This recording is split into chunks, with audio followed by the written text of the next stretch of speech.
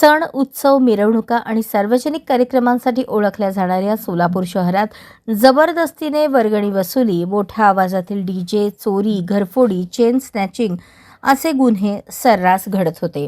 मात्र गेल्या 2 वर्षात हे चित्र बदलण्यात पोलीस आयुक्त एम राजकुमार यांना यश आले आहे.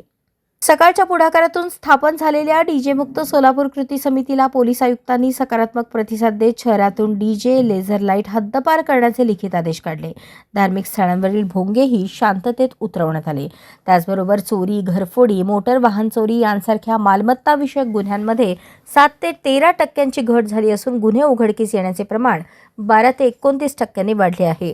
पोलीस आयुक्त एम राजकुमार यांनी दरमहा आढावा बैठका घेत प्रत्येक पोलीस ठाण्याच्या कामकाजावर लक्ष ठेवले.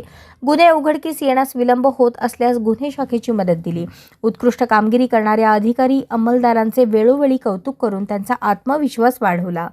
5 फेब्रुवारी 2026 रोजी सोलापूर शहराचा पदभार स्वीकारून त्यांना 2 वर्षे पूर्ण होत असून पुढील सर्व जयंती, सणोत्सव डीजे मुक्त करण्यासाठी ठोस नियोजन करण्यात आल्याचे त्यांनी सांगितले.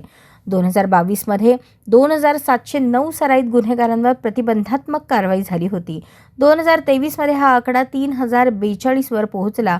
पोलीस आयुक्त एम राजकुमार यांच्या कार्यकाळात ही कारवाई अधिक तीव्र झाली. 2024 मध्ये 3791, 2025 मध्ये 4766 जणांवर प्रतिबंधात्मक कारवाई झाली. याशिवाय 50 जणांवर MPDA अंतर्गत स्थानबद्धतेची कारवाई करण्यात आली. परिणामी शहरातील चोरी आणि घरफोडीच्या गुन्ह्यांमध्ये लक्षणीय घट झाली.